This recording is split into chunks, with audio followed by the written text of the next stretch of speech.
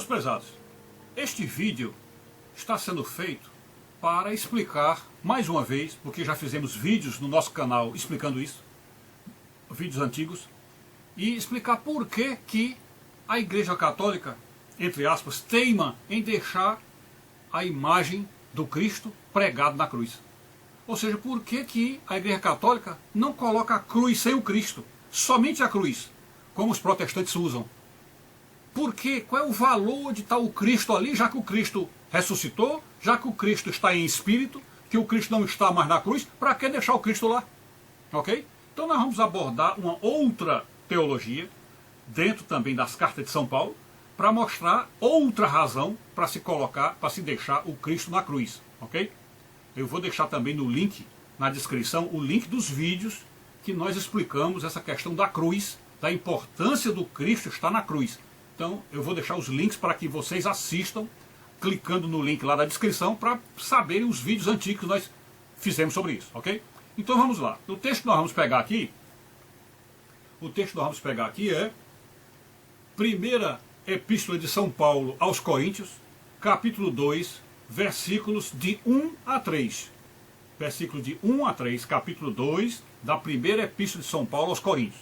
Está dito lá assim: Eu, irmãos, quando fui ter convosco, anunciando-vos o testemunho de Deus, não o fiz com ostentação de linguagem ou de sabedoria, porque decidi nada saber entre vós, senão a Jesus Cristo e este crucificado. E foi em fraqueza, temor e grande tremor que eu estive entre vós. Ok?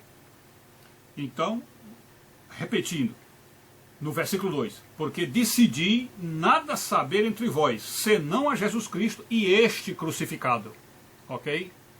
E nesta mesma carta de São Paulo, aliás, não sei se é na primeira ou na segunda, mas Paulo escrevendo aos Coríntios, ele diz: porque quando sou fraco, aí é que sou forte. Eu acho que agora já sei. Está lá em 2 Coríntios, capítulo 12, 2 Coríntios, capítulo 12, lá no finalzinho, 2 Coríntios capítulo 12, no finalzinho ele diz assim: depois da resposta que Deus deu à oração dele, ele fez 3 orações a Deus pedindo para se livrar do espinho na carne.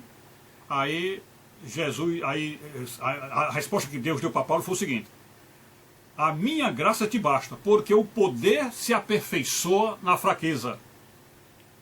Porque quando sou fraco, então é que sou forte. Isso é os versículos 9 e 10. 2 Coríntios 12, 9 e 10. No finalzinho do 9 diz: porque quando sou fraco, então é que sou forte. Ok? Então vou deixar os 2 textos aí para vocês registrados. E agora a gente vai raciocinar sobre aquela questão do Cristo estar na cruz. São Paulo chega e diz que não se propôs a saber nada a não ser o Cristo e este crucificado. A pergunta que a gente faz logo é esta: por que Jesus disse o Cristo e este ressuscitado? Por que ele falou Cristo crucificado? Por que ele não disse o Cristo ressuscitado? Já que ele já sabia, porque esse evangelho foi escrito muito depois da ressurreição, muito depois da morte e ressurreição de Cristo. Então Paulo já sabia da ressurreição. Por que Paulo não escreveu dizendo que eu vim pregar o Cristo ressuscitado, o Cristo espiritual, o Cristo que não está mais na cruz? Por que ele falou que veio para pregar e veio para aprender o que apenas aquilo que ele se propôs a aprender é o Cristo crucificado? Por quê? Porque, pessoal, o poder se aperfeiçoa na fraqueza. São Paulo disse que quando estou fraco, aí é que eu sou forte. Vocês viram lá em 2 Coríntios 12, né, versículos 9 e 10.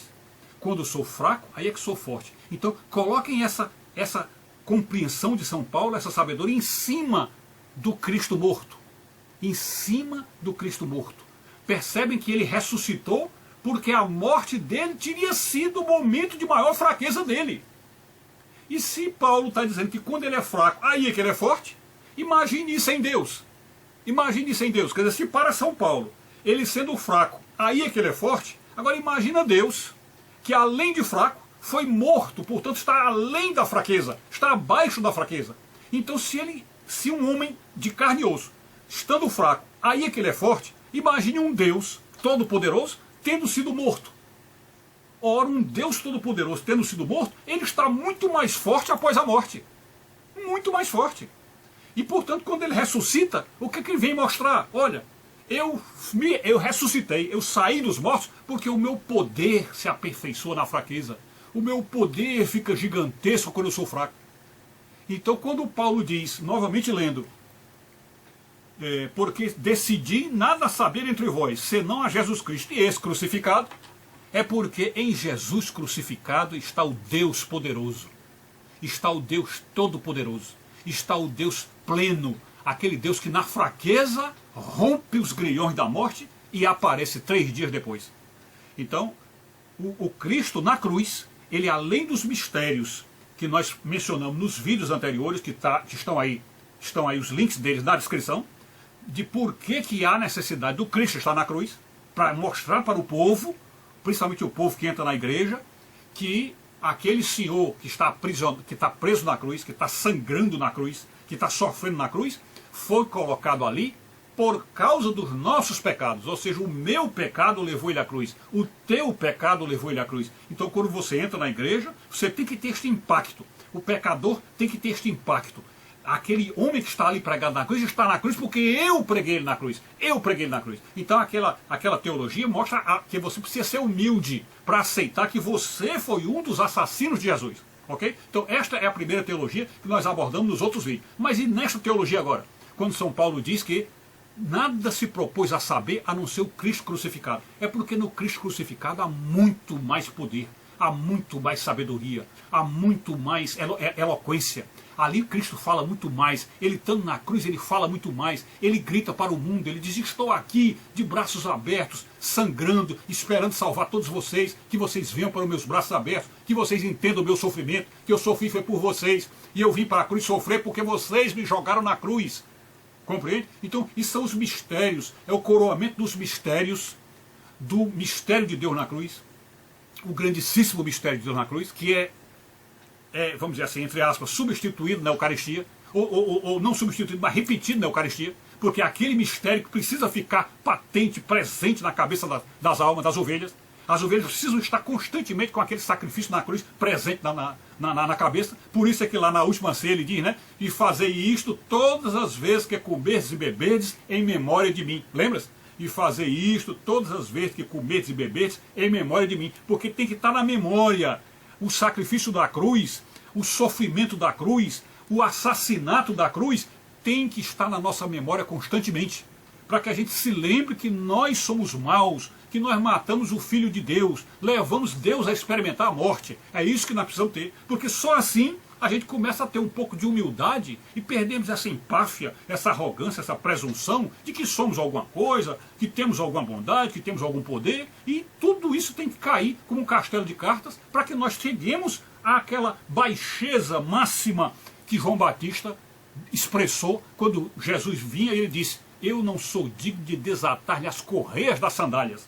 E disse ainda mais, importa que eu diminua e ele cresça.